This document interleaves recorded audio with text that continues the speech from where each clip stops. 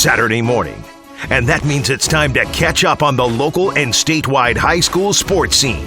Welcome to High School Sports Talk on ESPN Radio 94.1. Now, here are your hosts, Matt Hatfield and Coach Ed Young.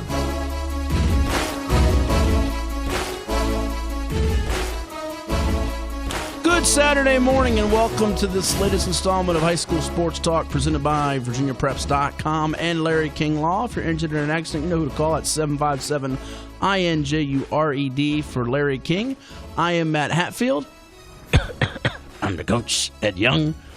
Oh, see, I'm very intrigued. I tell you what, good to be here, Thomas, with my good buddy Matt Hatfield and his website, VirginiaPreps.com. It's the #1 website in America. If you haven't been there, you haven't lived. Oh, boy. That's a bad Ed Young there, Thomas. Bad one.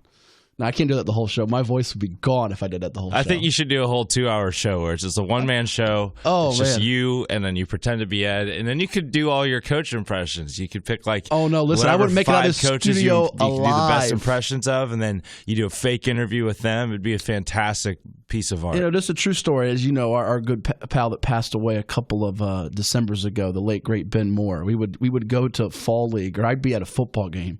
And Coach Moore would literally tell me to, and this would be even the people that I did the voices of. He'd say, "Do your impersonation of so and so," and I get kind of choked up thinking about that too. But no, I can't do that because Thomas, there's some people, if I did the impersonations, they don't know I do of them. They would probably want to strangle me or put me in a chokehold or something of that nature. So can't do that. I would need some kind of coffee or some kind of liquid that would go down well, or some kind of bagel. Oh, speaking of which, we're going to talk about bagels here in a second before we get to our special guest this morning here on High School Sports Talk.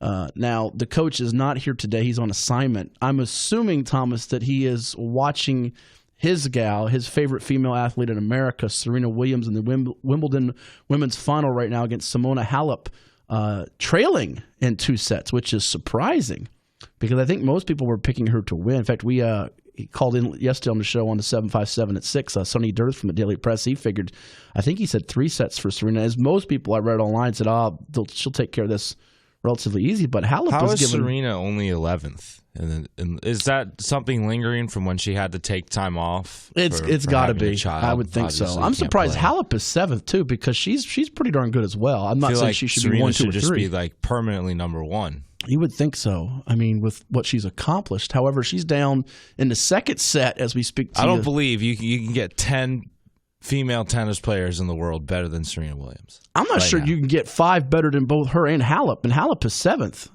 That's the crazy thing. Right now, Halep is up in the second set. She won the first set 6-2, and she's up in the second set 5-2. So this could be a quick Wimbledon final, which many thought could be the case. However, it's the outcome that few expected. And tomorrow morning is the men's final with Roger Federer and Novak Djokovic.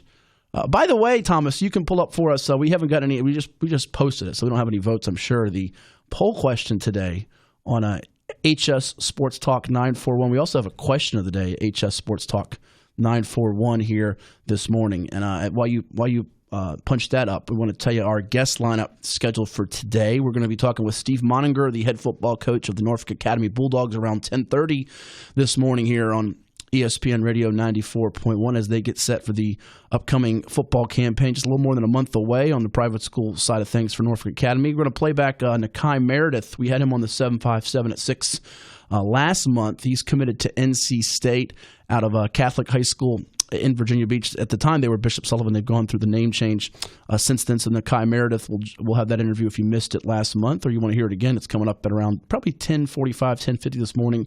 Daryl Cherry, the new head football coach of the Kempsville Chiefs, who have the longest losing streak in the state. But Coach Cherry, going into year 1 at the helm of the Chiefs in Virginia Beach, a proud program for many years back. They were really competitive in the 80s and 90s, even the early 2000s. During the days of Jeff Beard and Jeff McGowan. Coach Cherry of Kempsville will join us to talk about his vision and how he plans to turn around the Chiefs in 2019 and beyond. He comes over from Tallwood, where he was an assistant coach and the defensive coordinator for John Keppel over there. So Daryl Cherry of Kempsville at 11:05 this morning. And then 11:25 this morning, Tyler Neville, two-sport standout from Lafayette High School in Williamsburg, who's a really neat story. Not only is he one of the best football and basketball combo athletes around, but he's going to Harvard. He's going to Harvard to play his college football and go to school. And not just that. You heard the story we had last week in the studio with Lakeem Rudolph from Green Run High School, two-sport athlete going to Virginia Tech to play his college football. He overcame getting hit by a car.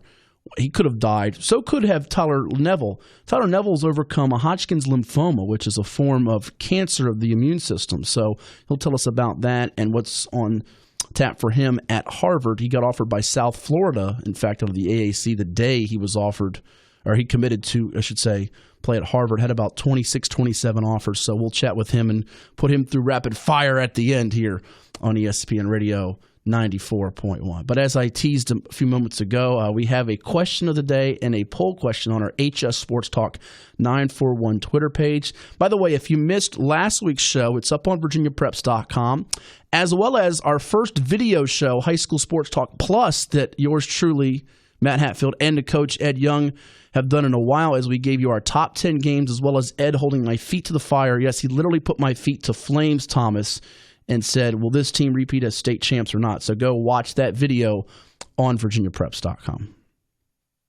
Do you want the question of the day or the poll today first? Give me whichever you want to go with first. So we've got our first, we'll do the question of the day. I guess that came chronologically first. There you go. The question of the day, I assume would be hotly debated. It is, which high school in Hampton Roads / the 757 has produced the best athletes? Yeah, we'll take your calls and your tweets all morning long. You can give us a call at 757-687-9494. That's area code 757-687-9494. And you can hit us up on Twitter at HS Sports Talk 941, HS Sports Talk 941. This is probably a good time around the summertime.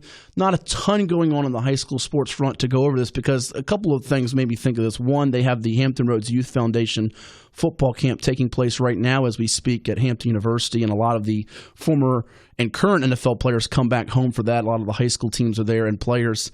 But I was just thinking about some of the athletes from here. What school has produced the best? And Thomas, a few come to mind for me right off the bat. Maury, I think of right off the bat because they've had Joe Smith, they've had Cam Chancellor, they've had others. I think of Bethel, Allen Iverson, Sean Gale, who played for the Bears in the NFL on a Super Bowl team. I think at Hampton High, Chris Hamburger, Ronald Curry, Cat Barber. Those are a few that come to mind. Lafayette High School's produced some greats. Lawrence Taylor comes to mind. Some stellar baseball athletes that are playing in the major leagues right now, as we mentioned with their coach a few weeks ago, and some that have gone to the next level. So there's a few different schools that leap to mind. And if you look at some of the baseball talent, some of the Chesapeake schools will immediately cross the cranium with Hickory and Great Bridge. Is there any one that just jumps out at you as, yeah, that school's produced the most? Ocean Lakes has had a lot of football guys here lately in the NFL with Eli Harold and Shamarko Thomas and Justin Hunter. In fact, they might have the most current, I know Maury was up there at one time, current NFL players from the 757. I don't know if there's one school that really is definitely dominant over the rest of the bunch, but there's about 5 or 6, 7 schools in the mix. Rushard, our guy in here. Yeah, Rushard Anderson here as well. With us today. He's a Lake Taylor guy, right? So he's going with the Titans. I agree with him. Oscar Smith would be another one. Oscar Smith. Even the recent name of Kenny, well, not necessarily recently, but Kenny Easley getting recently put into the Hall of Fame. You think of them more for football, but they have a ton of names. Ed Beard, football, wrestling leaps to mind there. Yeah, Oscar Smith's a great one. I would put them amongst those 5 or 6 schools that initially stand out. No doubt about it. They've had some great track athletes. Michael Cherry, who's I think went to Florida State, still may be there, in fact. So that's one that certainly is in the conversation. So weigh in on that all morning long, all weekend long on our HS Sports Talk 941 Twitter page, and you're more than welcome to call in at 757-687-9494. That's area code 757-687-9494 if we are snubbing someone that we should mention here on the program, that you would say, all right, that school belongs in the discussion, and you're forgetting about so-and-so. And give us a list of names. We asked you, tell us who and why. So tell us why you would put that particular school in the discussion for best school in terms of producing athletes from the 757 that have gone on to the next levels, being the college level and the pro level. Wow, is it done? She lost, huh? Serena took the L. Simona Halep is your women's Wimbledon champion. As I look up on ESPN, the match was over like that. It started just a little while ago. Are you happy about that, Rushard? Is that a stretch in there? I don't know if that was a stretch or you're happy. I'm not happy, but I mean, I kind of figured it. Serena's been a little bit sloppy in her footwork and stuff like that. She's overcome a lot, having the child, and she's had a wonderful career. I'm surprised that the match was that lopsided, that one-sided, that Halep just really outplayed her. She's on fire right now, honestly. Simona Halep was just tracking everything down. On Twitter, they said Serena was going against a brick wall. It just hits the ball back to you.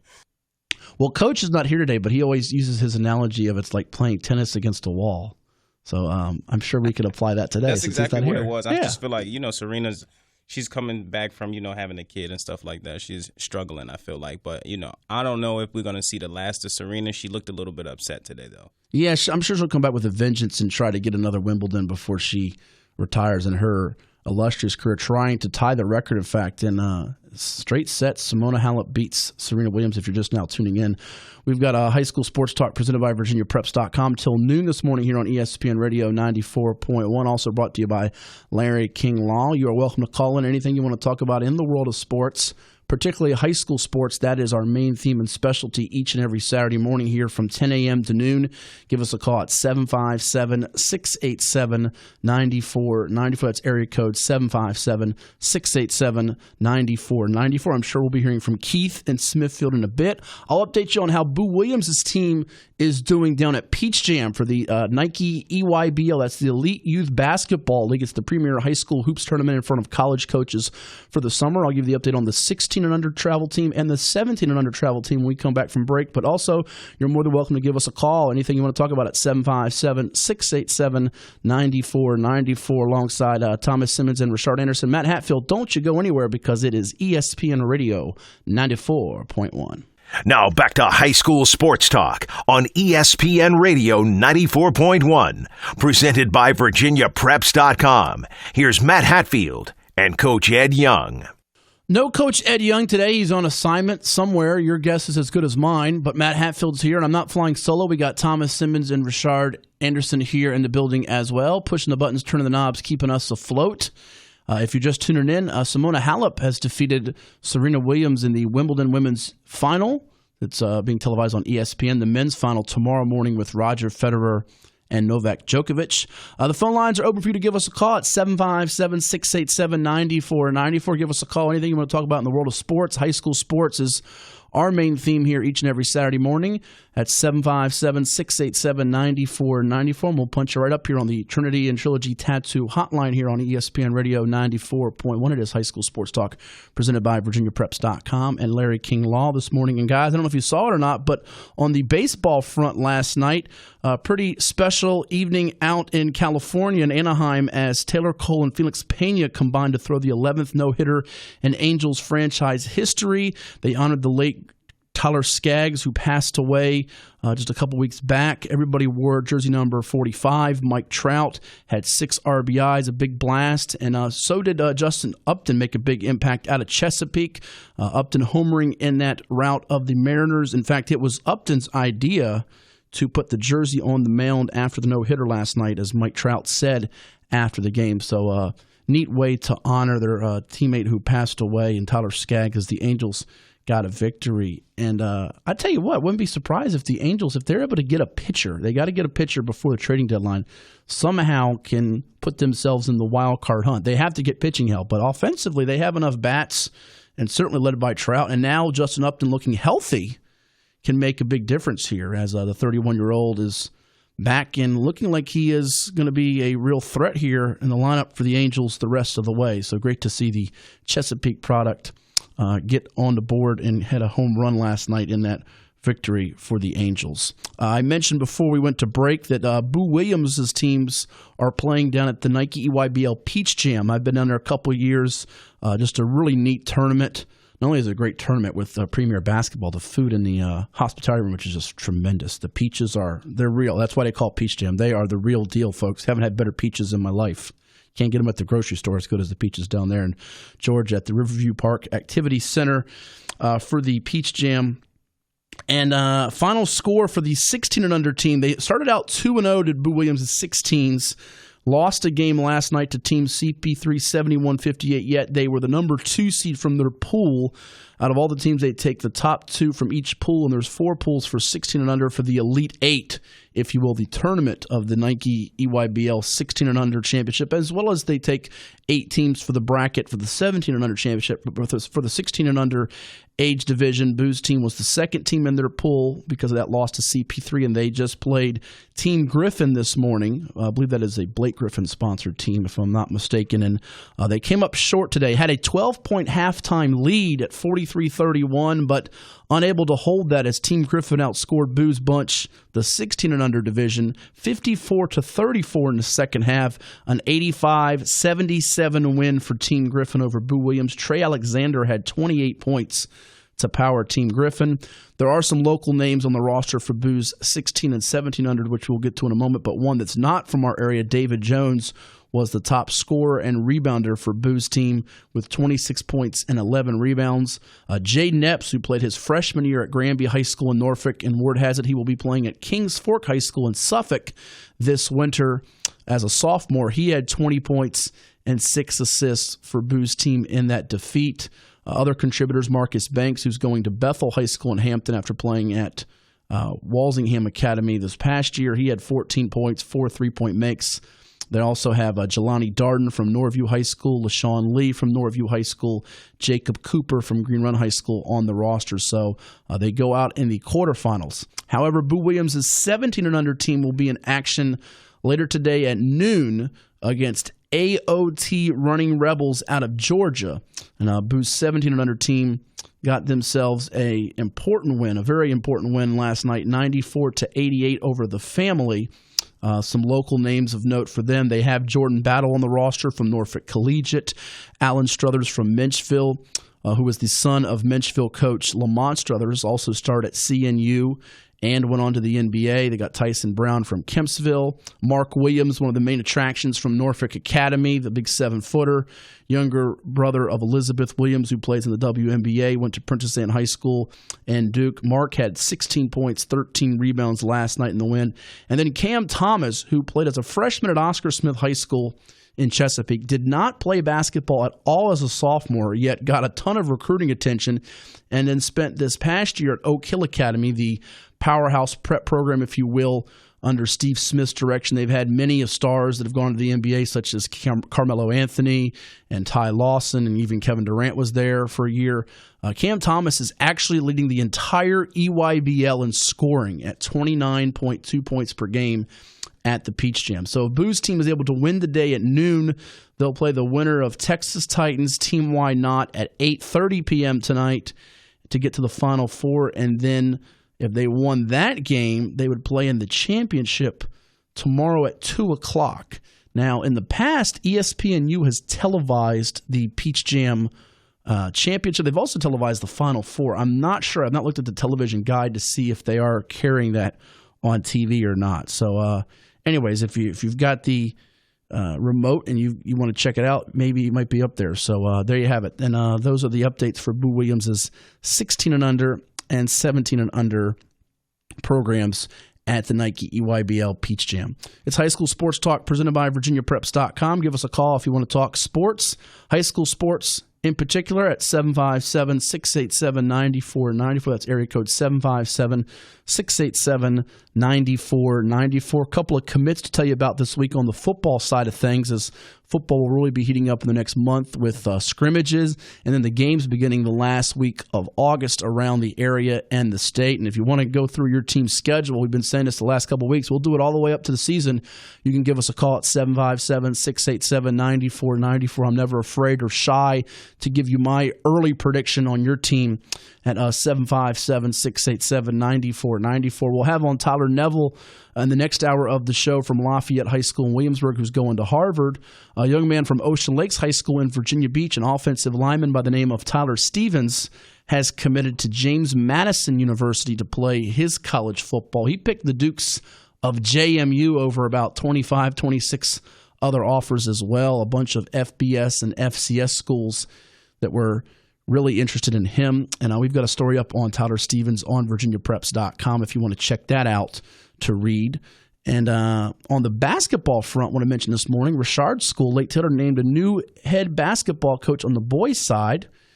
Derek Yogi Edwards, who played at Lake Taylor, was an assistant under Kenny Brown, who we had in studio last month, retired as coach after 18 seasons, including the state title a couple Marches ago. Derek Yogi Edwards, the new head boys basketball coach at Lake Taylor High School in Norfolk. So we'll have to effort getting him on the show just to find out how he got the nickname Yogi. He's the only person I know that's got the nickname Yogi that wasn't in a cartoon with Boo Boo Bear. So I got to find that out. All right. We go to the phones at 757-687-9494 and talk to Jackie in Richmond. You're on ESPN Radio 94.1. Jackie, how's your weekend going? Hey, my weekend's going pretty good, Matt. You do a fabulous job. I've been all across the country. There's not a better local sports radio program that covers high school sports than yours. So I appreciate that. Job, buddy. Checks in the mail. Hey. What's going on? You know it, man. Quick question. I saw Lake Taylor play in the 4A semifinals this past year against a school up in Culpeper County called Eastern View High School. Yes. Did a little bit of research on them. Eastern View, they've won every home game, every regular season game for the past 4 or 5 years. Why aren't we hearing more talk about Eastern View, particularly when the Virginia High School League put out rankings in the top 20, got them ranked 17. They're probably better than any 4A school in this area. Give me some info and your intel on that, Matt. Sure, Jackie. Appreciate the call. And that's a great question, Jackie, because, in fact, I'll be the first to admit we do state rankings on VirginiaPreps.com. Top 10s before the season, during the season. We update them every week. And their coach, Greg Hatfield, no relation to me, by the way. I should have them ranked high because of his great last name of Hatfield. A couple years ago, we didn't have him in the top 10. And one of my reasonings, I actually got interviewed by at the time, the Culpeper Star Exponent writer and reporter why they weren't in our top 10. And my reasoning at the time was because of the schedule they play, which is soft. And in defense of them, that's not really their fault for scheduling. Yeah, you can go out and schedule and get someone tougher, but it takes two to tango, and you have to have someone willing to play you. And I'm not so sure that everybody was willing to play Eastern View at that time, but they've been very good. They've had some great athletes over the years. Blake Leak is a wide receiver to know for them. They throw the ball extremely well. Their quarterback, Lowry, had about 250 yards, I think it was. I'll pull up the box score from their game with Lake Taylor this past year. And Lake Taylor had a great game from their QB with Jeff Foster, who's returning, and we know about the stud running back in Malik Newton, who will be a junior this coming year for the Titans. Eastern View, I think, gets penalized because they're not, and this is just the unfortunate situation as it is, and our site has rabid message board fans out in the Roanoke, Salem area. Salem has been a king out in Class 4. They're taking on a new coach as Stephen Magenbauer has retired as coach at Salem High School. Don Holter is longtime assistants replacing him. But the Tidewater teams, the Richmond teams, the Northern Virginia schools get a lot of the attention, the limelight, if you will. Northern Virginia more for your upper divisions, your Class 6 and your Class 5 schools, your Stonebridges and your Westfields of the world. But even when you go down into Tidewater and Richmond, you see a lot of those schools get more of the attention. And I think it's really, more than anything else, it's just a product of people being unfamiliar with them, and you don't have that measuring stick. You see Lake Taylor will play a Phoebus during the regular season. They'll play somebody that's a power, if you will. Eastern View doesn't play anybody that's really strong until they get to the playoffs. And that's also been a knock on Louisa at times, too, for that matter, as they haven't seen as stiff a competition as, say, your Lake Taylors, your Dinwoody's of the world, your Monikins of the world, and so forth. So I appreciate the call, Jackie. I think it's a fair point, and we'll see if Eastern View, in fact, will be right there in the mix yet again this coming season in Class 4 as, Woodgrove's the defending champ, but they move up to Class 5 next season, so that will be interesting to watch. And their QB actually had 126 yards passing on Lake Taylor, so it wasn't as much as I thought in that game, but he had routinely 200-plus yards through the air in a lot of those games. Foster had 329, in fact, against Eastern View in that epic state semifinal matchup that the Titans won 35-31, and I say epic because they changed leads, it looks like, 5 times in the last 18 minutes of that game, so it was back and forth, a lot of offense, some fun action, combining for over 700, nearly 800 yards were those two teams, Lake Taylor from Norfolk and Eastern View, the Cyclones. We'll have our preseason top 10 countdown coming up on VirginiaPreps.com at the start of August, so check that out as we go through the high school football action. We'll have public school and private school football previews. And coming up next, we'll take a dip into the private school scene with the head football coach of the Norfolk Academy Bulldogs. That's Steve Monninger coming your way next right here on High School Sports Talk, and it's only on ESPN Radio 94.1. Recapping another busy week of prep sports, it's High School Sports Talk on ESPN Radio 94.1. And welcome back to High School Sports Talk on this 13th day of July, a Saturday. Hope you're enjoying it. 86 degrees outside. Matt Hatfield here with you. And joining us now is a special guest. He is the head football coach of one of the premier private school programs in our area and state, Norfolk Academy, which brings back its starting quarterback in Drew Duffy, a very talented running back getting a lot of recruiting attention in Jacob Saffold, also about 5 or 6 returnees on the defensive side of the ball. And we're talking about Coach Steve Monninger of Norfolk Academy with us now on ESPN Radio 94.1. Coach, thank you for joining us. How's your July going? It's going great, Matt. Thanks for having me. It's been a good July. I've gotten some good family time, which is great, but just as important, been with the team a lot in the weight room and on the field, and been going well so far. Good deal. And if I see it correctly, your season opener is going to come on August the 23rd against Nandua? That's actually going to be more of a scrimmage. Oh, is it? Okay. We open versus the Potomac School for our kickoff classic. That's here at the Wimbledon Stadium on August 30th. Okay, so there you have it. August the 30th at Norfolk Academy. They play host to Potomac School in their opener. That's a 6 o'clock kickoff? That's correct, yep. All right, so go check out the Bulldogs then, and all throughout the season we'll chat about the TCIS and the schedule here with Coach. But first time we've had you on either the show, period, or in quite a while. So let's fill the audience in on your background, your high school days, your playing days, how you got to Norfolk Academy, and what year this is for you as the head coach of the Bulldogs. Sure, that's great. So I'm entering my 9th year as the head coach here. Interestingly enough, I grew up in New Jersey, went to Westfield High School, which is in Union County. So I'm a New Jersey guy at heart for sure. Loved playing high school football there and high school lacrosse there. Went on to a small college in Vermont called Middlebury College, which is kind of like a little Ivy, and ended up having a nice career there, playing football there. Ended up being a captain my senior year. Was never the best player, that's for sure, but always was kind of a heart and soul kind of guy, and just loved every bit of it.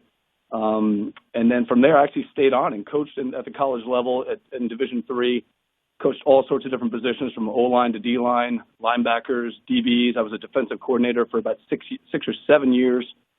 And then I just wanted to make a little bit of a move into the independent school scene for family reasons, for professional reasons. I wanted to be a head coach. And I got connected with our headmaster here, and kind of an interview led to a meeting at the school and a visit, and fell in love with Norfolk Academy and the style of balance between academics and athletics here. And this is now my home. Oh, that's neat to hear. Now, coming from the Jersey area, I'm always curious for coaches that come in from other states. We seem to get a lot of coaches and people from Pennsylvania and Ohio, and you coming from up in New Jersey. How different is the football up that way compared to Virginia in your eyes? I think it's similar in a lot of ways. I grew up in a town that was, a Group 4, which was the biggest level of football. Kind of about a half hour from Giant Stadium, and football was really important there. There was a lot of inner city schools we played. So I kind of think there's a lot of similarities between just the demographics of the type of towns that are different from each other and the style of football that's played. But I think there's a ton of similarities. I think there's a ton of speed in New Jersey. I think there's a ton of speed here in the 757. And I think kind of the brand of football is pretty similar. I guess what's most important is that football matters. And you can certainly see that here, and it's certainly the case in New Jersey. Chatting with Steve Monninger. He's the head football coach of the Norfolk Academy Bulldogs going into his 9th season at the helm. Our guest here on High School Sports Talk, presented by VirginiaPreps.com on ESPN Radio 94.1. We'll get to your team this season, the key players and the games on the docket here in a moment. But, Coach, sort of briefly recap last season for me. I know you had a lot of close games. You got some exciting wins, made the VISAA playoffs. Give me a thought on last season, how it went as you turn the page into 2019. Yeah, it was actually, looking back, it was a great season. We accomplished a ton. I'm really proud of the guys. We graduated at like 20-some-odd seniors the year before. So coming into last year's season, we were pretty green. And our first scrimmage went so-so in our first game. We played well, but not well enough to win. And then we just kind of hit our stride in the middle of the season. We made a couple adjustments with personnel, and I think that helped us. We moved one of our DBs to full-time running back, and he ended up getting 1,000 yards on the year. We had some great. We played really well on the road, which was neat to see. And during the middle of the season, there we just had some great wins. Our second to last game of the year was kind of highlighted by a game versus the collegiate school, where just like the Philadelphia Eagles, we benefited from a double doink win. The ball hitting the upright twice. So that was kind of the most exciting win of the year. So it was a really good year. We're 6-3 at the end of the season. We ended up with voting and PowerPoints and all that kind of stuff. We ended up making the playoffs. We got whooped in the first round by Flint Hill. They took it to us. It just shows you that we're not quite there for that state championship level, which is going to take some more work and some more dedication. But it shows you we're in the hunt, which is a big change of pace from when I got here. When Flint Hill put a lot of whoopings on many of people, they had just a ton of prospects, as you know, last year, Coach. And the double doink game you mentioned, see, yours happened first. So they got the idea from your game. Maybe that's true. I guess we set the precedent. Hey, tell me about, we've got a lot of guys to go over with on your squad, both offensively and defensively, but in our limited time this morning here, one of the names I want to hit on for you is Jacob Saffold. He's a running back for you. I know he's coming off an injury, but on VirginiaPreps.com and our Rivals top 30 rankings across the state, he is one of the players ranked in the top 30 in the state. So speak on what makes him so special. Jacob's first off, he's a special young man. He's a young man of great character. He's a loyal guy. He's a sincere guy. He's a fantastic worker. He does it in the classroom. He's got a really high GPA. He grinds in the classroom. He's got a really high SAT. He's just a really well-rounded, polite young man. But man, he can run. So on top of all that, he went to this Nike opening combine, ran a 4.35 40 on laser time, and things just lit up for him in the recruiting process, which I'm so happy for him. He's really dynamic. He played for me as a freshman. He got really good reps as a sophomore, and junior year was going to be his year, but unfortunately the injury forced him to sit out for the whole season, so we sincerely missed him. He's really good at going to these combines and going to these camps, and he's been all over the country this summer, and he's lighting it up. But at the same time, he's a young man that just wants to put on a helmet and pads and wear orange and blue on a Friday night and play with his brothers. And the summer recruiting stuff is great, but he's a football player. He wants to get on the field, and he wants to produce. And I know he's ready for that. We're going to focus our offense around him for sure. I was going to say 4.35 laser time at the Nike Combine. I know coaches hate getting asked who's the best guy you've coached or fastest guy you've coached, but I'm guessing if he's not the fastest guy you've coached, he's either second or third. He's the fastest guy. Okay. I was thinking that was the case. Now, recruiting-wise, he's got, I imagine, quite a few opportunities, FBS, FCS, even some Ivy Leagues with the good grades, perhaps? Or yeah, he's done a great job promoting himself, and when coaches meet him, they're just impressed with him as a young man, which they're looking for the whole package. They're not looking for just a 40 time. They're looking for young men who want to grind, looking for young men who can produce on the field, and guys that they know can buy into their program. So Jacob has Temple, I think, is his, I'm going to get this right, I think is his only FBS offer. He has William & Mary. He has several Ivies, Penn, Columbia, Cornell, Harvard, Princeton. I might miss a couple here. He has Georgetown. He has Hampton. So he's done a great job promoting himself as a young man for having no junior film, and coaches still buying into his brand is really impressive. Yeah, that is great to hear. We're talking with Steve Monninger. He's the head football coach of the Norfolk Academy Bulldogs, who open up the 2019 campaign at home, 6 o'clock on August the 30th against the Potomac School. It's ESPN Radio 94.1 High School Sports Talk, brought to you by VirginiaPreps.com. And, Coach, you mentioned Jacob Saffold and what a special talent he is. We know you're going to run the football because you not only have him in the backfield, your quarterback returns in Drew Duffy, and then you got a very talented slot player in Ben Locke, who's committed to lacrosse, or committed to Brown to play lacrosse, I should say. So fair to say, running the football should not be too big of a problem for you guys? I think it's our strength coming back as our offensive backfield. That's not a surprise to anyone. Drew Duffy distributes the ball really well. He makes really good reads on the edge in the run game for RPOs and so forth. And he actually threw the ball really well. He's very efficient with his quick game. We get him out of the pocket a decent amount as well for sprint outs and boots.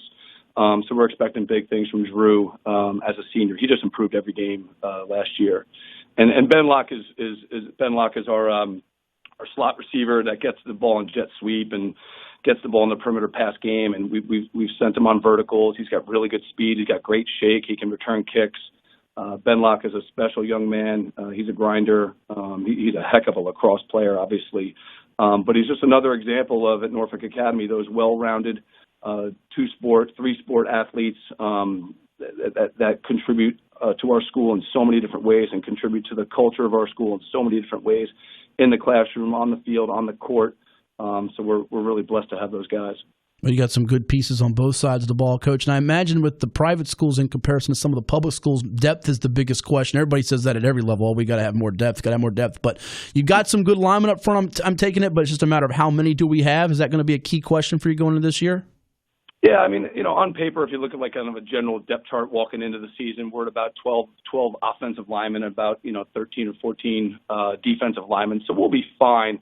But yeah, I think staying healthy and practicing smart so you stay healthy, and handling your scrimmages so you're staying healthy, and some of it is just luck, as we know. But I think being a smart football coach and putting your guys in good position where they can learn the game, be physical, but at the same time stay healthy is vital. But I really like our linemen that are coming back.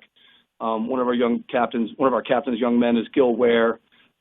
He's a long and lean thrasher as a defensive end. He's played center. He can play tackle. He's a kind of interesting young man that you find at Norfolk Academy. That's a swimmer and a rower on our crew team, and a football player, and is looking to swim at Princeton or one of those kind of places. And so it's just there's no magical formula. You just get young men of all different interests, and you bring them together and build a team and bring them together to put a product on the field on Friday night. That's a really high level. Oh, that's neat. Very interesting to hear. And before we close up with the schedule and outlook on the TCIS, Coach, any other names you would like to highlight, be it on the offensive side of the ball or defensive side of the ball, in addition to the ones you've already hit on with Ware and Saffold, Duffy, and Locke? Well, I would say just on defense, we're excited about Jasper Doyle, who's a kind of a 6-foot, 205, 210 inside linebacker that can really plug. He's really aggressive. On defense, Elijah Quamley is our outside linebacker. He was second on the team with tackles last year. He's a special football player. He's got a real nose for the ball. He had 3 interceptions last year. Elijah has been playing a lot of 7-on-7. I just respect him and where he is with his game. And we have another returning all-conference player, A.J. Keels, is a corner for us. He's a great cover corner, and is really took off last year and did a great job. There's many other names I can mention, but just on defense, some of those guys, we're looking for them to step up this year for sure. Chatting with Steve Monninger. He's the head football coach of the Norfolk Academy Bulldogs, our guest here on High School Sports Talk, presented by VirginiaPreps.com on ESPN Radio 94.1 as they gear up for their 2019 season opener on August the 30th against the Potomac School at 6 o'clock at Norfolk Academy. And, Coach, your outlook on the TCIS in general, always some very good, competitive, exciting football. We like to say on the show that some of our favorite results have been the Bay Rivers games that always go down the wire, whether it's a 15-14 or a 21-20 or one of those high-scoring 40-38 games. And I've had the privilege to call a couple of your games. The Bishop Sullivan one from years back comes to mind. That was an exciting shootout game. And I know that the league this year is going to have probably some very close games yet again. What's your thoughts on the general overview of the TCIS? Well, I think just generally speaking, since I've been here, if you look back 8 years ago, the level of the TCIS in terms of talent, in terms of coaching, in terms of just general culture, the TCIS has just grown and has improved. So our team and program has improved, but so has Norfolk Christian. So has Catholic High School, of course, and Nansman Suffolk Academy has just done a great job. So everyone's gotten better, which is great, which is what it should be. And our games on Friday nights, those local games, that's when we get the best crowds. It's awesome. It's independent school football, 757 football, and it's a great atmosphere. You know, we have to travel for our D1 Vista games much farther, but the local games, they bring a special flavor. There's good rivalry going on. Some of the kids know each other, and we expect more of the same this year. Well, it should be fun to see as, again, they open up on August the 30th against the Potomac School as the Bulldogs look to make another playoff run under Coach Steve Monninger and year number 9 at the helm. Thank you so much, Coach. I'm sure we'll be in touch throughout the summer and as we go into the fall, all right? Thanks for all you do for 757 and for covering independent school football. We really do appreciate it. You bet, Coach. Enjoy the rest of your summer. All right, take care. That's Steve Monninger, head football coach of the Norfolk Academy Bulldogs, our guest here on High School Sports Talk, brought to you by VirginiaPreps.com on ESPN Radio 94.1. When we come back, we will hear from – actually, we have time to squeeze in. Let's squeeze him in before we – I know he'll be waiting all morning if we don't. We're going to talk to the one, the only, Keith Holloman from Smithfield. Good morning, Keith. How's your Saturday going? Good morning. How you doing, Matt Hatfield? How you doing this morning? I'm doing well. What's going on, Keith? Let's get back on the 7-on-7 this while ago. What'd you say? 7-on-7 here, 7-on-7 this morning. Where are you? What 7-on-7 are you at this morning? It's Smithfield High School. Ah, Smithfield. All right. Who's out there besides the Packers? Surrey Cougars. Surrey Cougars are okay. Yeah, my nephew he played for Surrey and played against his team today. Yeah, that's right. The nephew who got himself a state championship ring this year in basketball, right? Yes, sir. He was rising senior this year. Last year. All right, good deal. Does he wear his ring while he's doing 7-on-7, or does he keep that locked up in a place where his Uncle Keith can't steal it? Yes, sir. He got it at home. I think he scored 2 touchdowns for their team. He caught another pass too. Nice. So we got to watch out for him this fall on the gridiron. Yes, sir. And we got a good team. They got a good team too. All right, good deal. And we beat Surrey and we beat Surrey today. I thought Corey Batten. I saw him today too. Who's that? Corey Batten, you said? Yeah, I saw him today too. He caught a touchdown pass too. All right. Now, you see, Keith, you got to be torn. I know you're a Smithfield guy, but see, your nephew's playing for Surrey, so I don't know who you can really root for either one. I mean, you probably root for your nephew to do well and root for Smithfield to do well. I'm all for Smithfield today. I'm for Smithfield. You're today. all for Smithfield today. Well, I tell you what, when your birthday comes, if I'm your nephew, I'm not sure I get you a present or cake, Keith. I mean, you should be rooting for him. Yeah, he was talking trash to me. He looked back at me. He talked trash a little bit today. I'm sure he did. Yeah. Oh, no, 2 more things. I don't hear nothing out of Southampton about the coaching vacancy. What's that, Keith? I ain't heard that from Southampton about the coaches vacancy. You know, I haven't either. So if somebody's out there that knows who the new head football coach is of the Southampton Indians, please give us a call at 757-687-9494. Hit us up on Twitter at HS Sports Talk 941 or give us a call 757-687-9494 HS Sports Talk 941. I've done some digging around, Keith, and I can't find who it is. But I have confirmed what you said, that Littleton Parker supposedly is not returning as coach. I guess he's officially retiring. Yeah, he's officially retired. He's not coming back. I wonder if they've not filled the job, because there's actually a couple schools in the state, Keith, you'd be surprised to probably hear this, that have not filled a coach. Grafton is waiting to hire a new football coach after Brendan Jarvis departed. Remember, he was an assistant from Dinwiddie that came into Grafton about a season or two ago. And then up in Northern Virginia, West Springfield, who's got a quarterback, by the way, going to Monmouth that we just did a story on, Tony Muskett. Their coach, Jason Eldridge, accepted the athletic director position, or I guess technically it's called activities director job at Woodbridge High School. So that's a pretty interesting situation up there. They got a good quarterback, and they're looking for a coach. Yes, sir. And the last thing up there, Mike Thomas, he at home this day. He at home. He down today. Mike Thomas. He has had his casino night last night, and the HRYF football camp going on over at Hampton University. We had Carl Francis, the director of communications for the NFLPA, on the 757 at 6 this week. If you missed any of that, it's up on our podcast page on ESPN Radio 941.com. But always a neat time out there with the kids and the camp and all the former NFL players and celebrities, if you will. Yes, sir. You have a nice weekend. You too, Keith. Stay out of trouble. That is the one and only Keith Holloman from Smithfield joining us here on High School Sports Talk, presented by VirginiaPreps.com. We'll take a timeout. We come back. We'll go back to the phones, take your calls, any questions you may have at 757-687-9494. Don't you dare touch that dial, because it's your local sports connection, ESPN Radio 94.1. This is High School Sports Talk, presented by VirginiaPreps.com on ESPN Radio 94.1. And High School Sports Talk brought to you by VirginiaPreps.com and Larry King Law. If you're injured in an accident, you know who to call at 757-INJURED for Larry King. Matt Hatfield here with you to Coach Ed Young on assignment today. But he'll be back here before you know it eventually. We got Thomas Simmons and Rushard Anderson on the other side of the glass here with us this morning. We had, we thought, was it the Southampton mascot, Peter? I guess call back either this segment or later on in the show, Peter. We'll hopefully hear from you at 757-687-9494. Maybe we could put him in a mascot challenge with Keith and all the great mascots out there. We could have a mascot challenge, Thomas. What does that sound like to you? Good idea or a bad idea? Get him to do the bowling with Coach. Yeah. Speaking of which, we have something involving Coach on our HS Sports Talk 941 poll of the day. You heard the question of the day in terms of, and you have plenty of time all morning and weekend long to chime in on that, either at 757-687-9494 with us or on HS Sports Talk 941. What school has produced the best athletes when it comes to the next levels from the 757? You can weigh in on that on our Twitter page. But also we have a poll that involves the coach. So we want to know simply who is more likely to tweet at us at ESPN Radio 941 and at HS Sports Talk 941. Your options: Bagel Boss Guy, Coach Ed Young, a fake Bagel Boss account, or a fake Ed Young account. Now, this is funny. I actually saw the Bagel Boss. I don't think we can play it because there's some expletives on the Bagel Boss guy. But I saw this video Thursday. I showed it to Dino the other day, and we were laughing. I understand you guys probably had it on the Nick Cattle show yesterday as well. And I look up on Twitter yesterday when I log in. It's like the leading trending thing in America. So if you haven't seen this Bagel Boss guy, well, you must not use Twitter, A, or B, you haven't been on Twitter lately.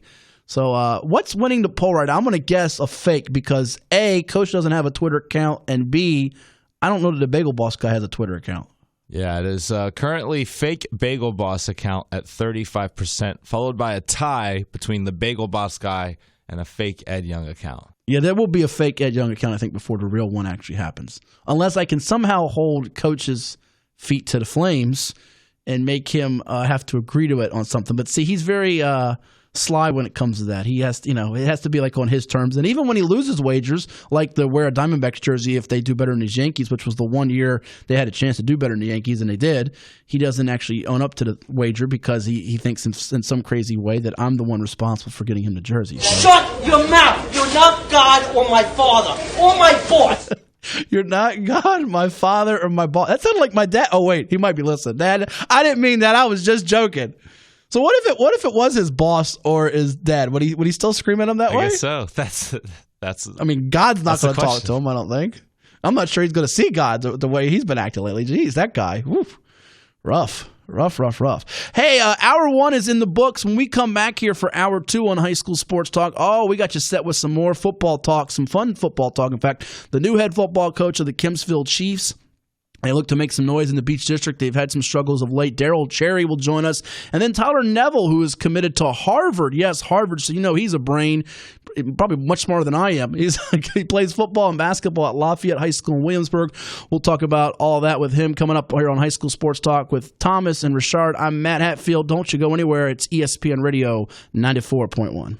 Yeah, that's right. And tell your mother to shut her mouth.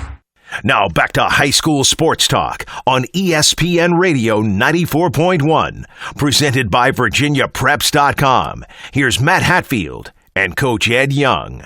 Welcome back to the show. No Coach Ed Young on this Saturday, July the 13th. He's either vacationing on assignment or on a vacation assignment. I guess you can do both of those. But Matt Hatfield, it's yours truly right here. We got Thomas Simmons and Rushard Anderson along for the ride as well on this 13th day of July. Hope you're enjoying your weekend and your summer. First hour of the show, we chatted with Steve Monninger, head football coach of the Norfolk Academy Bulldogs. If you missed that, it'll be up on a replay later this week on VirginiaPreps.com. Go check it out. It is your internet resource for high school sports throughout the state of Virginia. We'll have previews on all the teams across the state. Our top 10 rankings coming out soon. Our prospect rankings throughout the state coming out soon. A lot of football coaching changes all across the area and the state. In fact, Richmond's got 11. One of their coaches just stepped down at Huguenot, Jared Taylor. Danny Lewis will have a story up on that later on VirginiaPreps.com. And at this time here on ESPN Radio 94.1, High School Sports Talk, we are joined by a special guest. He is the new head football coach of the Kempsville Chiefs in Virginia Beach. Proud tradition there, going back to the 80s under the Ralph Gahagan days, and they've fallen on some hard times lately with some winless seasons, but looking to turn them around is Daryl Cherry, year one at the helm of Kempsville, joining us now on ESPN Radio 94.1. Coach, good morning. Congrats on being the new head football coach at Kempsville. How's your summer going? Good morning. How you doing? Summer's been going great. Good to hear. Well, since you are new to the program and a new head football coach in the area, let's go through the mini biography of Daryl Cherry. Tell us about your high school days, your football playing days, how you got into coaching, and what led you to go to Kempsville to be the new head football coach. Well, I started back in in 1996, I graduated from Green Run High School, played all 4 years under Cadillac Harris. From there, I had an opportunity to go to Liberty University. Became a starter there, scholarship earner over there. And after I got at Liberty University, I came back to Green Run High School, started work with under Bo Ludwig for a little bit to give back. And then I talked to Jim Prince, the former coach of Ocean Lake High School, where Coach Head was one of my former coach at high school that was over there. And they asked me to come over and help out the program over there. So I stayed at Ocean Lake for a while until Green Run needed a need because they had a little losing streak too. So I wanted to get back and coach over there at Green Run High School. Wanted to give my alma mater opportunity to come back because, they had a losing a spell too. There was like 0-52 or something like that before I ended up going over there. So I coached at Green Run under Coach Ray Gatlin when he was the first year head coach. I worked with him and Glenwood Furby. We graduated, played football together at high school and at Liberty. So just wanted to give back, and I've been doing coaching ever since. Till I got an opportunity to be at Kensville High School, where they gave me an opportunity to be the head coach. Yeah, pretty neat there. And you mentioned the losing streaks. Yeah. Green Run had that stretch of 51 consecutive defeats from 2000 to 04. Currently, the streak is 56 for Kempsville, only 12 behind the state record of George Wythe of 68 from 2004 to 11. I know your plan is to end that streak right away in Game 1, which we'll get to in a bit. But you have some – yeah, exactly. It's funny how you mentioned some neat names there. Some, I guess, go back in the Wayback Machine. You mentioned Jim Prince and Mike Head, and you mentioned Glenwood Fairby, who you played with at Green Run. I want to touch on that in a second, but you mentioned Cadillac Harris, who's well respected in the area, his days at Green Run and Indian River. So I imagine you got to have for us some kind of neat Cadillac Harris story you can tell us about. Well, I got a couple. I know one that I remember as a player with Cadillac. I know because that year I played with Pesco Burris and Lanier Washington and Ray Shoup and Lise Charles, all those guys. We was very good at that time. And, of course, some days, when you're that good, you think, you're top of the world. But I remember one day we wasn't practicing hard enough. So we was, doing our sprints and then we was missing our time. And I remember one day, we was having those moments. Instead of sprinting, he made us bear crawl the whole entire gasket. So that was one of the roughest days of my life, but I remember that well. But I knew what he was trying to do for us. Still trying to motivate us, and everything is earned. So we got to work hard. No matter how talented we were, we still had to work hard and still prove ourselves day to day. So that's one of my unique stories, but yet unforgettable. Well, you probably didn't know about almost 25 years ago, those bear crawls might turn into you giving bear crawls to your players one day, huh? Oh yes, sir. That's where I get most of my conditioning from. Is from those heydays. The bear crawls still exist today. So yeah.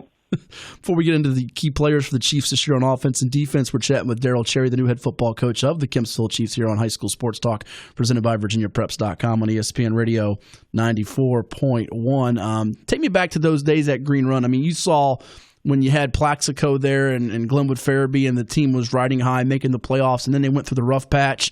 Got it back going again under Sean Wilson a few years back when they had DeJour, Simmons, and Tavon Gatlin and some of that crew. And you've been coaching the beach at Green Run and Tallwood and some schools, if I'm not mistaken. But how do you get – it's easy for a guy to come in and say, we've got to change the culture and the attitude at Kempsville. How do you get them to not only hear that but believe your message and take this program that has been winning before and been in the playoffs before to get them where they're competing with some of the better teams in the beach? One of the biggest challenges is get the guys to believe in themselves again. Being in the position that they were, you have seniors on this team that have not won a game their whole entire high school career. And so, that kind of pays a toll on some of these guys, as far as, mentally and physically. They don't think they are on the same level as these other guys that they're playing against day to day. So just to tap into that, giving these guys as much experience as possible, getting them out to these camps, getting them out there to the passing leagues, and just seeing that, hey, what a little hard work and dedication, what that can do for you. So, that's one of the biggest things. Sure. Now, I'm here. I can hear you, Coach. We got you. When you take over a school that hasn't won a game in almost 5-6 years, it's hard for people to know some of the names. But give us some players that we should keep an eye out for that we hopefully will know by the end of the season, beginning on the offensive side of the ball for you. Well, I tell you, we're pretty young. Pretty young. One of the biggest things that I've been trying to tap into is the other sports that's actually going on for us. The basketball team has a lot of success here, and the track team and the wrestling team. So one of the guys that stand out to me the most when I first got here is, of course, Javon Mims, which played quarterback for them last year, and he was their all-around guy. They graduated a lot of linemen last year, the upperclassmen guys, so we're going to miss those guys. So we're trying to fill that offensive line up with new faces and new guys from different sports. So we're trying to work on those and trying to get those guys going. But that's one guy that you will be hearing offensively that's going to do big things for us because he did last year with Kensfield. Now, you're known for the defensive success you were as the coordinator for John Keppel at Tallwood and the Lions making the playoffs pretty much routinely the last few years in Class 6. You guys at Kempsville in Class 5. What should we expect offensively from you guys in terms of either the system or the scheme? Well, I'll let you know that in August. Right now we're trying to figure out what guys, we have. Right now, we're looking at, we don't have a lot of big guys, but we got enough guys that we actually had a chance to spread the ball around. Try to play a little smash mouth football if we can.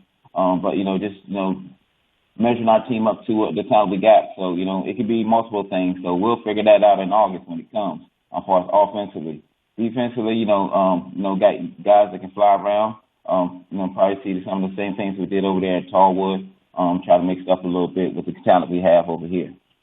Chat with Daryl Cherry. He's the new head football coach of the Kempsville Chiefs, our guest here on High School Sports Talk, presented by VirginiaPreps.com on ESPN Radio 94.1. You mentioned Javon Mims, who I know had a couple of big games. Even though Kempsville didn't get a win last year, he's played some quarterbacks, going to play some wide receiver. Should we expect him on the defensive side of the ball for you as well? Oh, yes. Most times the guys are going to look to play both ways. He's going to make the type of guy that he'd be able to play offensive receiver, then go out and play in the secondary, whether safety or corner. Got to have those type of guys on the football field at all times to give the opportunity to win. Your philosophy on, all right, we got some seniors here that have played before, but we might have a younger guy who's a freshman or sophomore who's as good, maybe better, that can really compete for that spot. Are you a guy that's going to lean towards the senior, or do you feel like, hey, a little mixture of both, give the young kid some time if he's ready to go? What's your philosophy and belief on that? Well, right now, my philosophy is the best 11 on the football field at all times. Whether it be an underclassman, whether it be a freshman, or to the senior.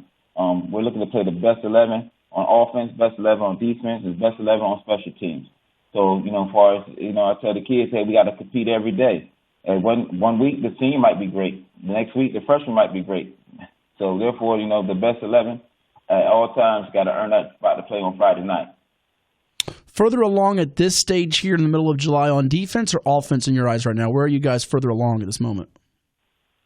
Definitely defense. We win games based on our defense. So we put a lot of concentration on our defense this offseason, teaching a new scheme and philosophy that we're trying to do. Of course, offense, it'll come around. It always takes longer for the offense to get together and gel together and have that chemistry. But defense, all you got to do is be mean, physical, and fast. So that's been our focus, and we try to get those guys on that defense side of the ball to really commit to doing those things to stop opponents from scoring touchdowns. Well, a formula that worked for you guys over at Tallwood and when you were the DC over there helping out at Green Run. Now, any names we should keep an eye out for, defensive line, linebackers, or secondary-wise for the Chiefs this coming year? Right now, we had a couple of guys that was actually in the building that actually come out to play football. Didn't play football last year. Rayvon Gordon, be able to play secondary guy for us, and Chippy Owens, he'll be able to play secondary for us. We're trying to fill the roster up for the defensive line-wise and linemen up front. Got a couple of, promising young guys coming from middle school that's actually going to do well for us. Son Saunders, he's going to be an incoming freshman that, has a lot of experience going out to camps and things like that. He looks very promising at coming in from middle school. So those are a couple of guys, and, got some guys from the basketball team, that's going to be able to do some things for us. Miller Richardson, just coming out with some experience just to come out and play football. So, those guys, give an opportunity to show what they can do this upcoming season. So they're new to football, but, not new to playing sports. Gotcha. Now tell us about some of the assistant coaches you have on your staff. Did you bring some guys over from Tallwood with you? Yeah, I bought one coach from me, Joe Ripper. He has some experience. He coached with me at Green Run High School, where he first started coaching football. Then he went to Lansdowne High School in Tommy Reaman, and then I brought him over there to Tallwood with me. So he's coming from Tallwood. He's going to be actually working with the defensive D coordinator this year, helping me out. He's been working with defense with me when I was at Green Run and Tallwood, so that was an easy fix for me to help me out. Then I got a couple of good guys from Brandon Middle School. I actually got a majority of their coaches got from Brandon Middle School, except I had with Mark Bacon and Dominic Abbott and Shakur Majors. They came from, with that successful program at Brandon Middle School as far as they have opportunity to win the city championship and go to the playoffs as they spend over there at Brandon. So they're coming in with a lot of experience and the knowledge of the young guys that we're going to be playing against this upcoming season and years to come. Chatting with Darryl Cherry, the new head football coach of the Kempsville Chiefs, our guest here on High School Sports Talk, brought to you by VirginiaPreps.com. It's ESPN Radio 94.1, and the Chiefs looking to snap that 56-game losing streak in the debut of Coach Cherry on August the 29th against Princess Anne. And before you get to that game, though, you got a couple of scrimmages. Are those already scheduled for you? Who you got on the docket there? Right now, our first scrimmage, we're going to be playing against Churchland High School. That'll be a home scrimmage on the 16th. And then we're going to be scrimmaging Norview on that following week. Okay, so there you have it. Class 4 Churchland and Class 5 Norview. Both, and that one's going to be on the road, the second one? Yeah, the second's going to be a road at Norview, yes. Gotcha. And the home opener August 29th against Princess Anne. It's funny, Coach, as you look at the beach, everybody's got almost, I would say, an FBS or FCS town, at least one, if not multiple, across the board. And even you guys, you have the long losing streak that comes in this year, but Princess Anne's got a big-time name guy in Tony Grimes at defensive back, your first game of the year. How big is that first game? Some say you don't want to overemphasize one game because it doesn't make a season. You got 9 more to go. But how important is it to, whether you win the game or not, show well right off the bat? Well, the biggest thing is the community is excited. The school is excited about, the new era, new change. The biggest thing is we just got to take it one day at a time.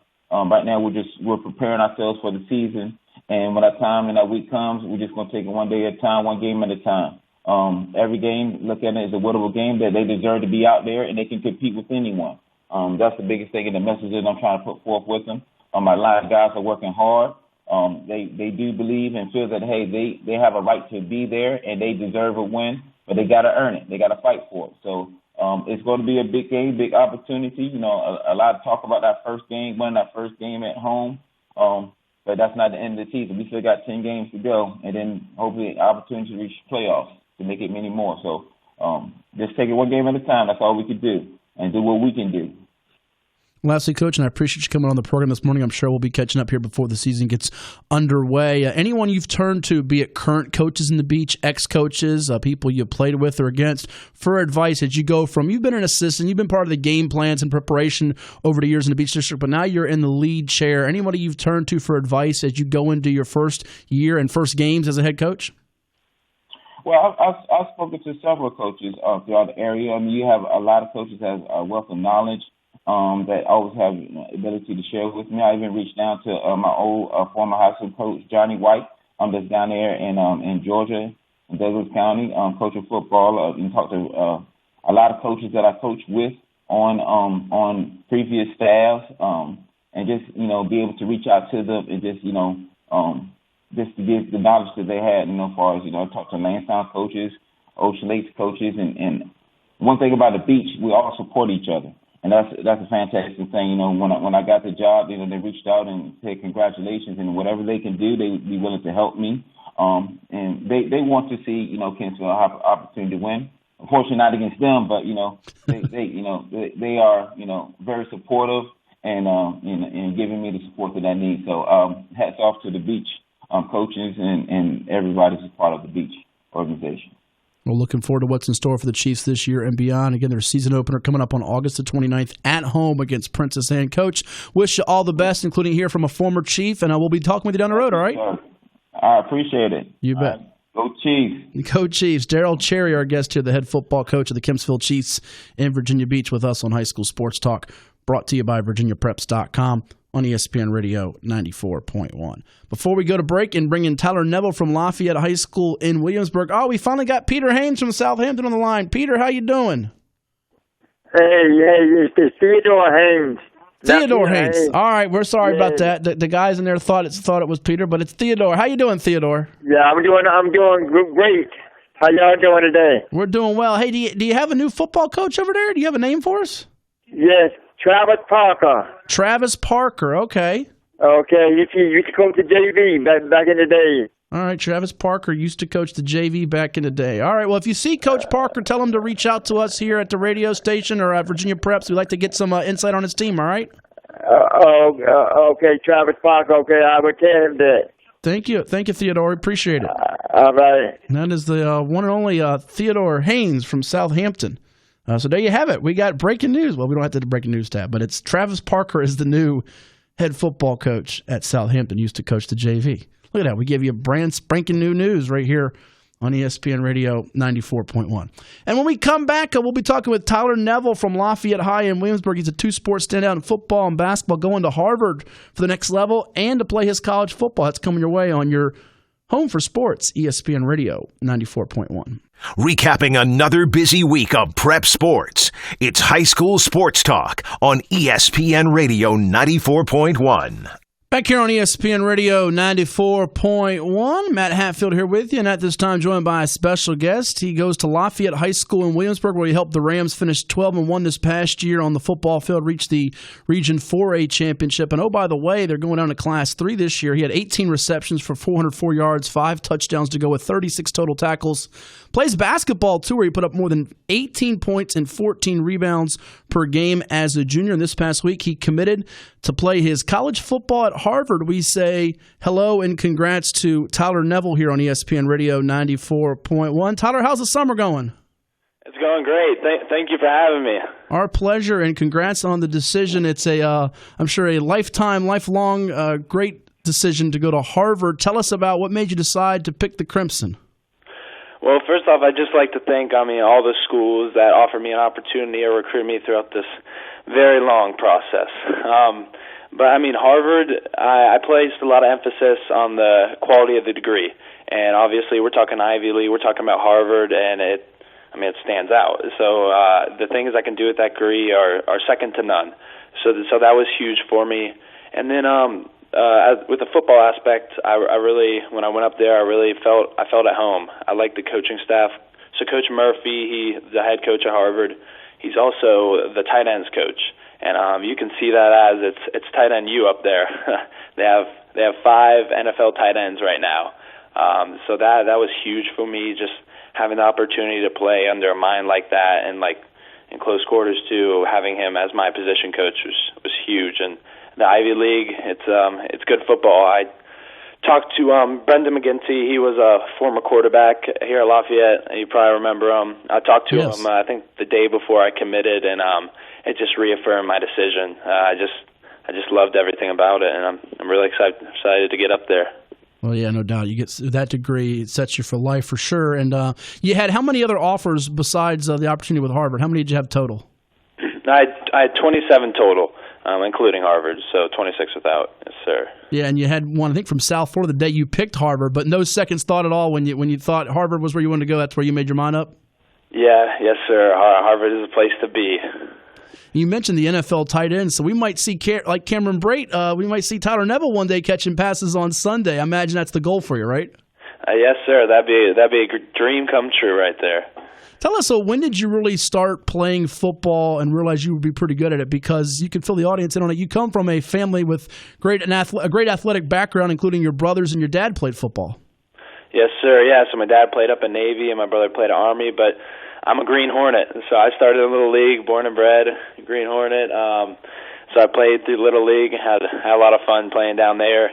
And then middle school, I played a year, but then I had that medical stuff. I had that bar placed in my chest my 8th grade year, which it kept me out a few years. And then coming back to football this season, I didn't know what it was going to be like. But I think I had a good year, and it's set me up for life. I'm playing under probably the best coaching staff in the state right now. So they've helped me a lot, and this year I think it's only going up. I've put on about, say, 25 pounds from this past season. I think Coach Lynn's excited to get me to block some more. Yeah, definitely that wing tee, which we'll hit on. But your journey is remarkable considering you didn't, play football at that level until a couple of years ago. And speaking with Coach Andy Lynn the other day, just real emotional what you've overcome. You touched on it just briefly there, the Hodgkin's lymphoma, a cancer of the immune system that you had. I mean, going through that, put it into words if you can. Was there ever any fear for you about whether you'd play sports and just in general? Yes, sir. So my freshman year, I wouldn't say I took it with a grain of salt, but I like to think I didn't think about it too much. My freshman year, I still played basketball. I wasn't the athlete I was, obviously, during chemo. I actually gained weight. I lost some of my explosiveness. So I was going through I was playing varsity as a freshman. I was real excited. And then when I got sick, I kind of teetered off a little bit. But, the guys, I still love playing. But I was a little nervous, so when I finished up chemo, I made sure to work out a lot to get that my weight down back to the athlete I was, and I think I've only gone up. I've just been working hard in the Lafayette weight room, and I think I've gone past what I was before chemo. Well, it's just astonishing. It's a testament to your hard work, your will, and your heart, Tyler. And I'm just having a hard time comprehending because it could have been easy for anybody to give up. What was your motivation? What drove you to keep pushing? I had huge family support. My mom, I think she went to almost every single chemo trip. We used to have fun out of it. We'd always go pick a spot to eat, and my mom would make it a good time. So we'd always have our little room. We got it every time. We'd always have a blanket, and we'd just hang out for we get there at 5 something in the morning, 6 something in the morning, and it was in Norfolk, CHKD Hospital. So it was a hike, but we'd be in there for 6 hours, and we'd just be hanging out. It was easy with all that support and the community. Lafayette High School as a whole. I remember Miss Engstrom. She's our field hockey coach. She knit me a hat. And that really touched me, and just stuff like that. The whole community just kind of, I'd say, centered around me, and made it pretty easy.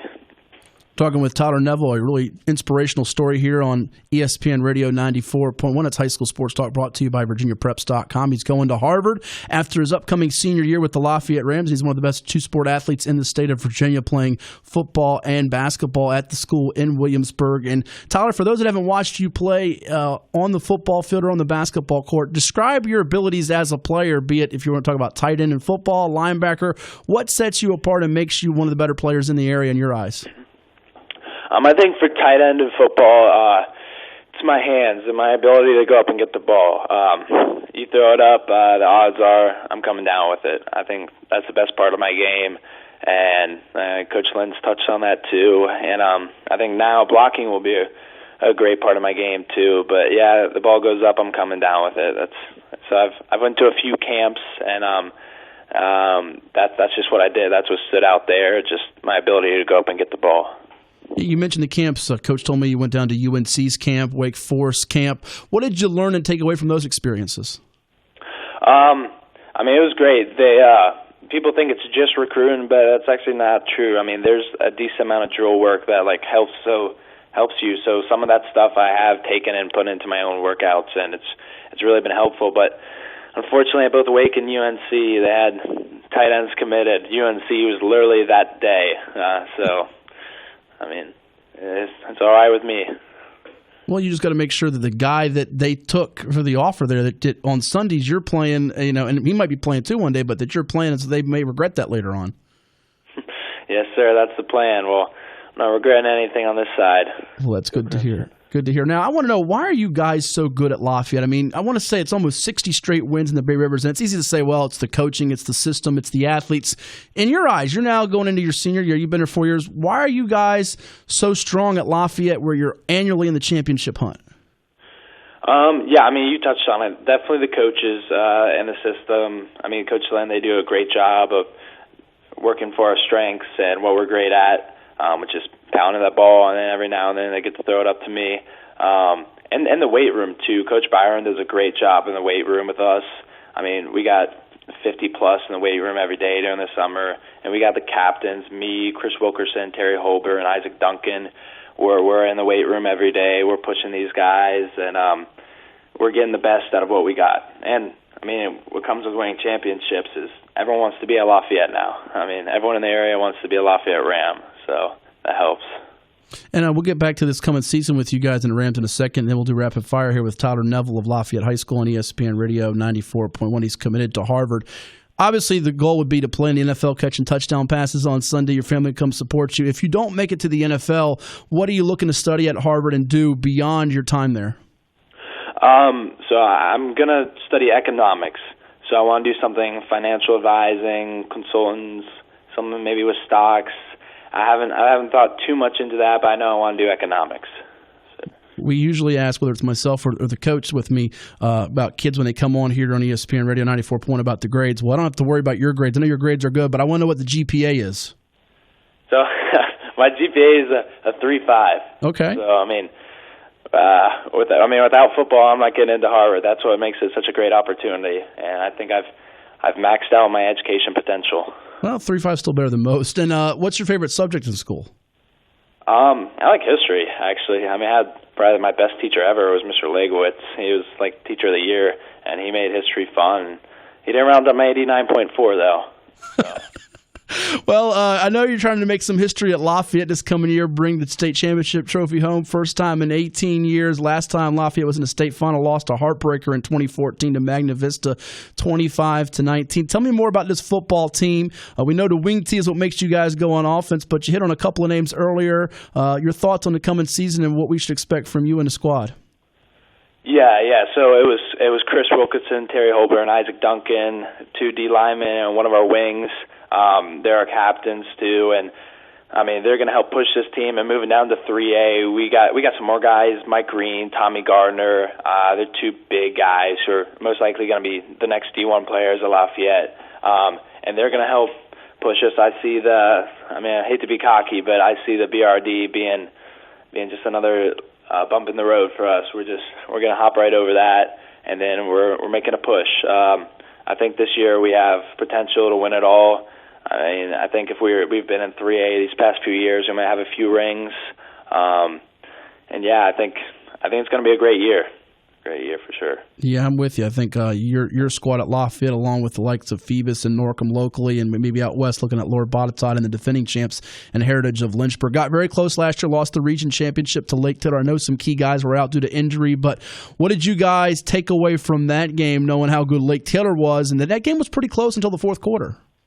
Yeah. So, I mean, that game, we had our star running back, DeMario Tyler, out, and they were athletic, and they stacked the box, which is something we'd never seen before.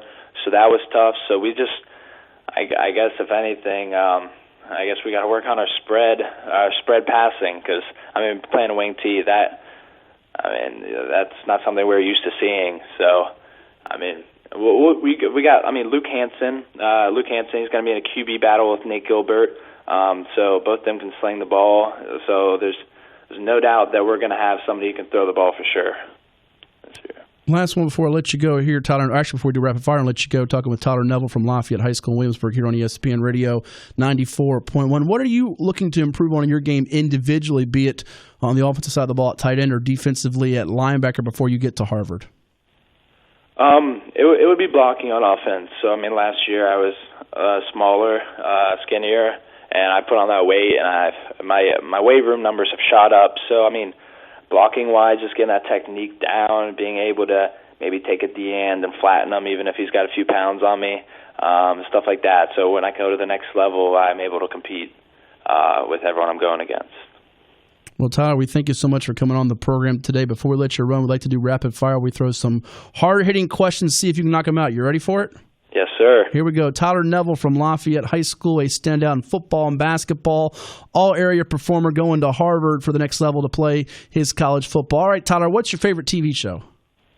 Favorite TV? It's got to be The Office. The Office. Okay, I can dig it. Best movie you've seen in the past year? Oh, jeez. You're killing me. Toy Story 4. Toy Story? I haven't seen that yet. That's a good one. I hear the animation's great with Pixar. If you could be invisible for a day or have a personal chef for a day, which you choosing? Oh, definitely invisible for a day. No one can see you. Okay. Best athlete you've faced in football or basketball would be who? Oh, jeez. Okay. I mean, those. I'd say that running back or quarterback from Lake Taylor. Those. Okay. Malik Newton. They gave it to us. They were definitely ridiculously athletic. He's very good. He's a three-sport standout in football, basketball, baseball. I don't know how he finds the time to do all three of those, but he does them all pretty well. A few more for you here. Tyler Neville from Lafayette with us on ESPN Radio 94.1 playing some rapid fire. What's Tyler Neville's go-to song on his iPod or just in general? What's your go-to song? When the Green Grass Grows by Tim McGraw. All right, When the Green Grass Grows. I'll just listen to that one. If you can visit one place in the world you haven't been, where are you going? I've been to Cambridge, but I haven't been to Boston, so it's got to be Boston. All right, go check out a Red Sox game or something, huh? Yes, sir, definitely. All right, last two for you. Who does the best Coach Andy Lynn impersonation on the team? And don't worry, he's not listening. No, it's definitely me. You got to ask the guys in the weight room. Every time I come into the weight room, I'm like, hey. And everyone perks up and stops talking, and I'm perfect at it. I got to get it on video one time. I do the perfect Coach Lynn impression. That's pretty good. Give us a little more. You said, hey. You got anything else in the arsenal there with the Andy Lynn impersonation? No, that's pretty much it. That's it? All right, you're afraid this will get played back for him. I got you. I understand. He might make you do some extra running. And lastly, if you can witness one event live, either past, present, or future, what would you choose? I mean, I got to see the game, Harvard Yale. I wish I was at Fenway Park last year. Now that I'm going to play at Harvard, I mean, that would have been something crazy cool to see. Yeah, awesome for sure. Well, I know you're going to make some great memories at Harvard after your upcoming senior season with Lafayette, where the goal is to bring home a state championship for the Rams. Tyler, congratulations on a great career and what you've overcome. Thank you so much for the time, and I'm sure we'll chat with you down the road, all right?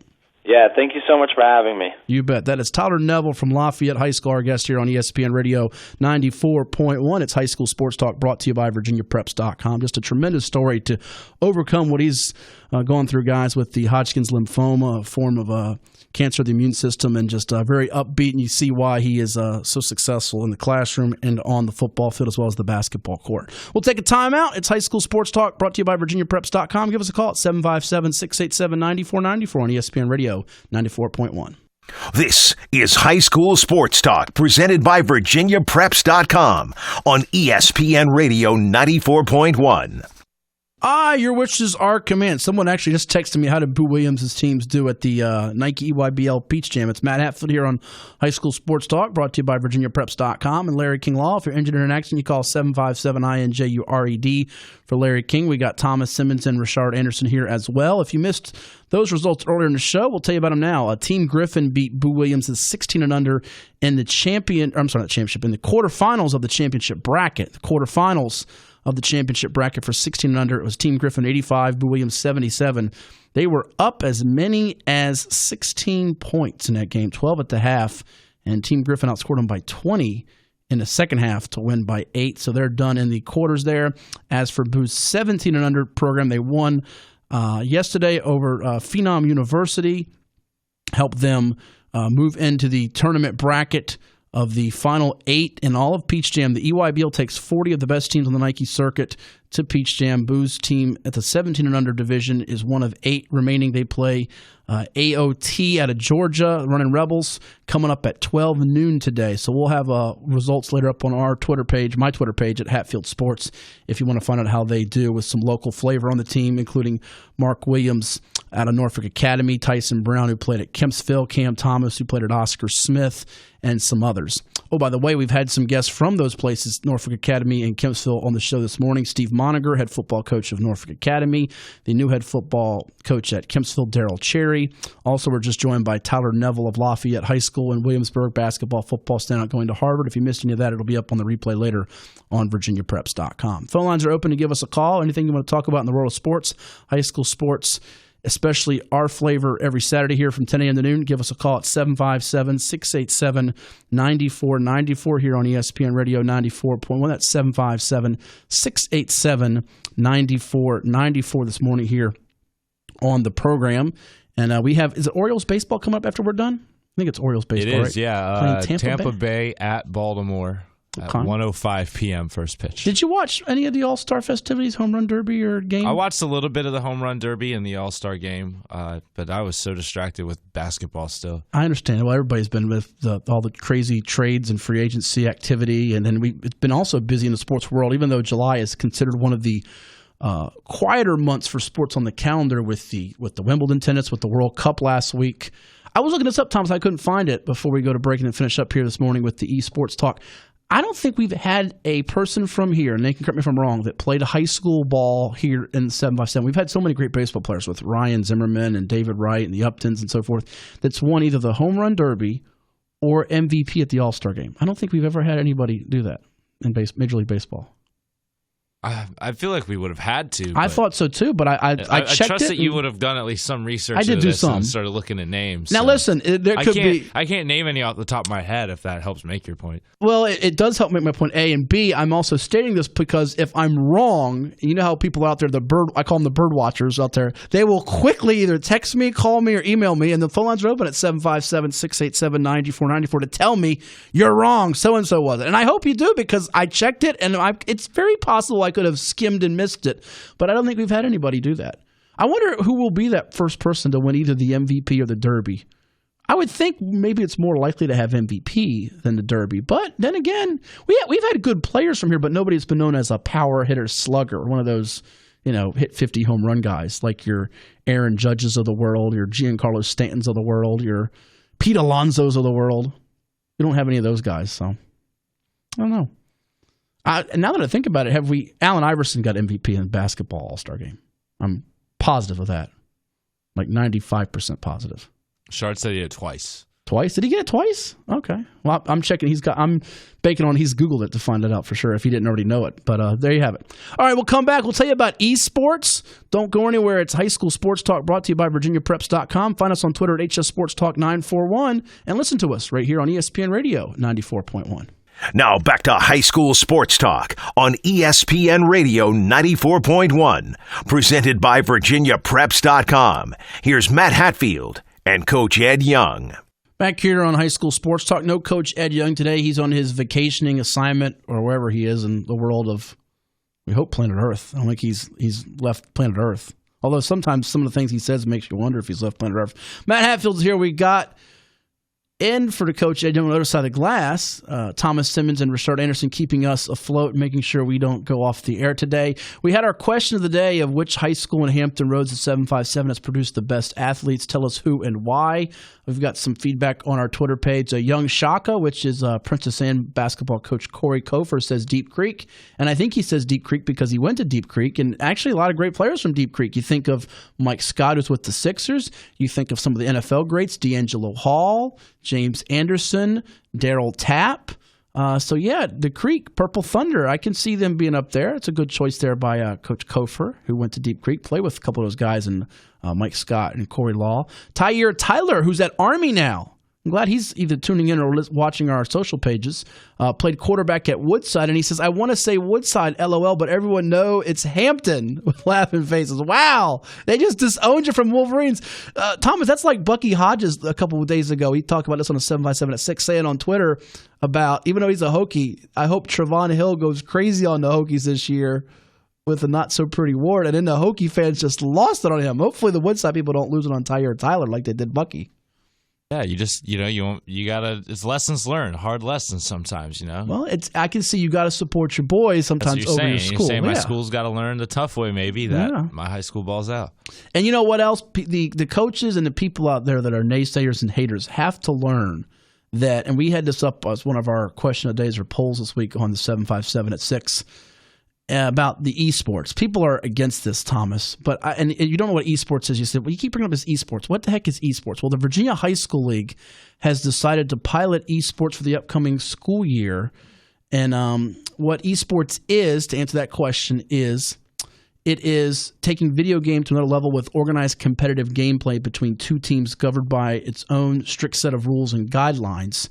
So it's not just video game playing. It requires a tremendous amount of critical thinking, communication, collaboration, and creativity from players to achieve and sustain success. It is electronic sports. But here's my thing on it, because my first gut reaction was be that old fuddy-duddy, as they say. Is that a phrase we can use, fuddy-duddy? That's not going to get us. It's a fuddy-duddy phrase to use, but you can use it. All right, the FCC's not going to get mad at me, are they? Okay. What is this for? We're just going to have more kids get overweight and fat, and they're not going to go to school. And that was my initial impulsive thought, was to do that and say, hey, what is this? We're just going to have more kids. But it requires a certain grade point average to participate. And here's my thing, and I'm sure you can chime in on this too, Thomas. If it keeps kids out of trouble and off the streets and there's no harm being done, then what's wrong with this taking place? I don't have an issue with it. There could be a lot worse. And people want to say, we need to get the shot clock fixed. Calm down. That's just part of the to-do list, as you were just telling us during break. It's part of the to-do list. It doesn't mean we have to ignore those things, but don't say that that's more important, because actually, push comes to shove, there's things that are more important than all these things that we need to be looking at as a society and with sports and our student athletes. But I don't see why it's that big of a problem. I really don't. Yeah, I'm a fan of including kids in sports just in general. I think this introduces a group of kids who would otherwise potentially just kind of shut off and sit at home and not engage with their classmates and not engage with their community. Now we give them an opportunity to come in and get the same life values that you can get from football. You know, we teach them how to succeed with a group of individuals, regardless of how much you like them, how to fail and grow from it, and how to, be coached, and how to, accept coaching without, thinking that it means you're terrible, how to know that no matter how good you are, you can always get better. I think there's just tons of life lessons that we always stand behind with sports. And so it would be hypocritical of us to say, oh, join football, join soccer, join basketball, join baseball, because you're not just going to learn to play the sport, you're going to learn about life, but then say, hold on, we don't want other kids having this opportunity if they do something that's not our version of sports. Absolutely. I mean, and keep an open mind to something like this, folks. It's structured, and it does require thinking and communication, and there's positivity to it. It's not negative. Extracurriculars in general. It's just good for kids. Get them out. Have them doing something with other people. Get them to be social. Get them to, to face the adversity and to power through it, and to develop connections to other human beings who they, are working with on a daily basis. So if kids wanted to do competitive knitting, I'd be in support of a competitive. If you had 20 kids at every school, if it gets them to do something positive with their time, then that's what matters. Listen, I'm with you 100%, Thomas. And that's the thing. You know what? I'm so anti on some things that VHSL do, but this is not anything that's causing any harm, and it's not discontent unless you allow it to. It's registered through a website. They have to maintain eligibility to participate. There are guidelines to it. So it's not like they're throwing up this thing, oh, yeah, let them play video games, and that's a VHSL sport. No, it's more than that. So are there some things that you have some questions and concerns about? Yeah, I'm sure, but that's why they're using it as a test year. This isn't like they've just gone full-blown and they haven't done research or put a serious amount of thought into it. So we'll see how this develops, and I'm sure we'll get a lot of other people's opinions and input as we move forward into the 2019-20 school year. But that means we've got to talk about that in the coming shows with the coach, Ed Young, who I'm sure he has a lot of opinions on that. And we'll have him back hopefully next Saturday. We're out of time for this edition of High School Sports Talk on the 13th day of July. We thank you for listening. We thank Rushard Anderson and Thomas Simmons on the other side of the glass. If you missed any of the show, it'll be up on VirginiaPreps.com later on. I'm Matt Hatfield. Enjoy the rest of your weekend, and you want to keep that dial right here on ESPN Radio 94.1.